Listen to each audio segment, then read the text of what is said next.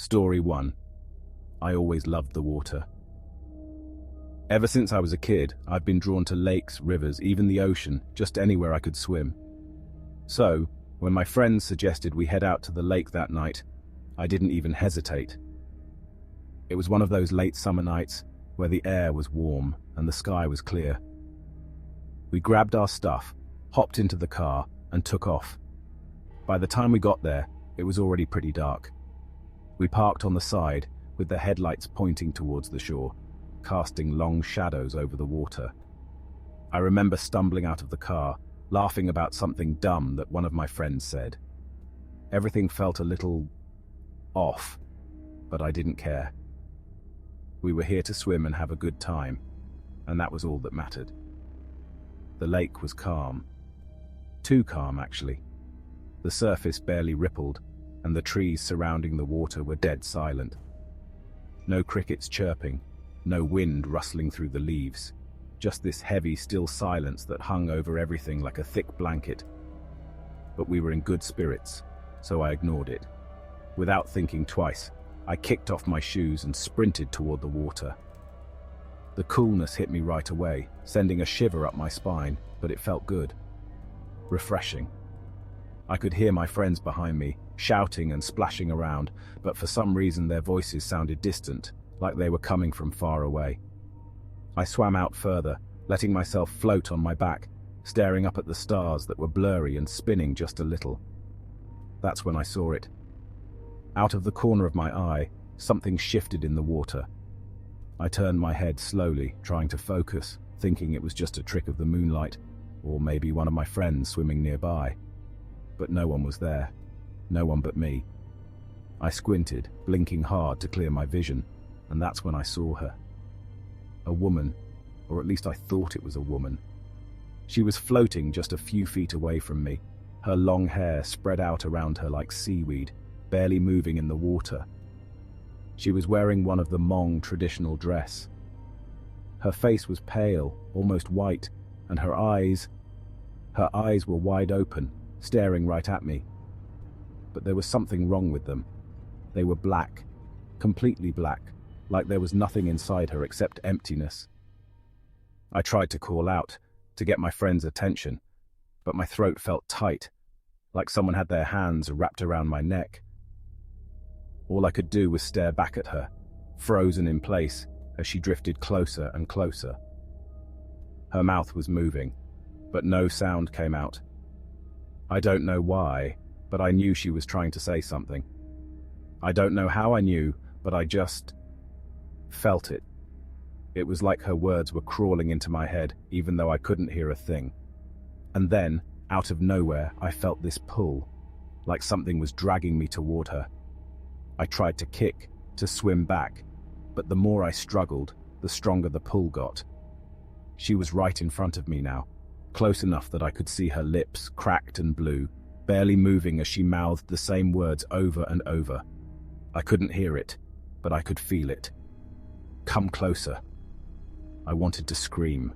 I wanted to thrash and fight and swim back to shore, but my body wouldn't listen.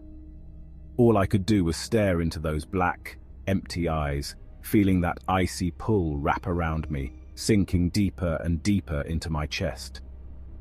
And then, just as suddenly as she appeared, she was gone. The water around me was empty again, perfectly still. I gasped, choking on air like I'd been holding my breath the whole time. My heart was pounding so hard I thought it might burst out of my chest. I whipped my head around, scanning the water, looking for any sign of her, but there was nothing. Just my friends, still splashing and laughing like nothing had happened. I turned and swam back to shore, my limbs heavy, my whole body shaking. When I reached the sand, I collapsed onto it, breathing hard. My friends finally noticed me, asking if I was all right, but I couldn't even answer them. I just sat there, staring out at the lake, half expecting to see her rise up from the water again. But she didn't. We left soon after, my friends laughing and joking like the night wasn't strange at all. They didn't see her. None of them did. And to this day, I'm still not sure what I saw out there. Maybe it was my imagination. Maybe the darkness was playing tricks on me. I haven't been back to that lake since, and I sure as hell won't ever swim in the dark again. Not after that night. Not after seeing her with those black eyes staring into my soul. Story 2. I remember the night we all went to the lake. It was one of those summer weekends where everything felt right, like nothing could touch us. I and a couple of my friends just wanted to cool off, so we figured, why not? The lake was a little out of the way, down this old dirt road with no streetlights, but we didn't care. We just packed up and drove out, laughing the whole time, the music blasting loud enough to shake the car. When we got there, it was already getting late, but the moon was full, casting this silver glow over the water. It was perfect, the kind of night that just made you feel alive. We parked by the edge of the lake, and without thinking twice, I was the first to run out, stumbling toward the water. I wasn't really paying attention to anything except how good it felt to be out there. The lake was still, not a ripple in sight. It was like a giant mirror reflecting the moon. We all kicked off our shoes, threw our shirts aside and jumped in. The water was cold, but that didn't matter. We were just splashing around, laughing and yelling. It was one of those moments where everything felt unreal, like you were in a dream, you know? At some point I drifted away from the group. I don't know how far I went, but suddenly it felt quieter. I was just floating there, staring up at the stars when something caught my eye. I saw it in the water, just beyond where I was. At first, I thought it was one of my friends messing around trying to scare me, but then I saw the shape. This pale figure, barely visible under the surface, just floating. I squinted, trying to get a better look. It looked like a girl, her hair swirling around her head. Her eyes were open, staring straight up at me. I blinked a couple of times, trying to shake it off, but she didn't disappear. She was just there, hovering, her arms outstretched like she was reaching for something. I called out to the others, but my voice sounded weird, like it got swallowed by the lake before it could reach them. No one answered. I was alone with her, this ghostly figure. I could feel my heart pounding in my chest, but for some reason I couldn't move. It was like the water around me turned thick, trapping me in place. She started to rise slowly, her body breaking the surface. Her face was pale, almost translucent, and her eyes, those eyes, were wide and empty, like she'd seen something horrible. I couldn't breathe. I just stood there, watching her get closer. Her mouth opened, but no sound came out, just a silent scream.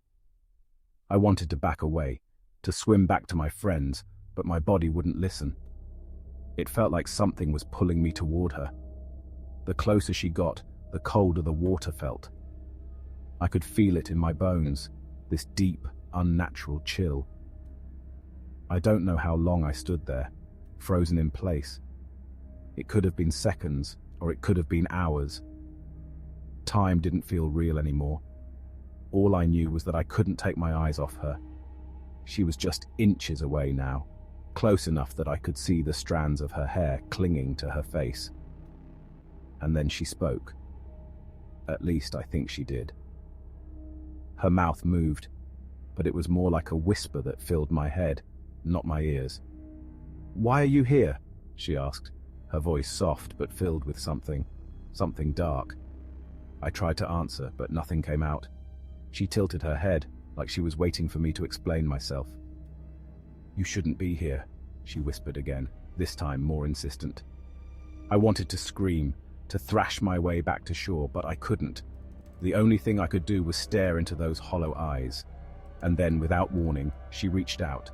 Her fingers were icy cold, like they'd been dipped in death itself, and when they touched my arm, I felt something inside me snap. Suddenly, I could move again. I gasped, pulling myself away from her, kicking wildly toward the shore. My heart was racing, pounding so hard I thought it would explode.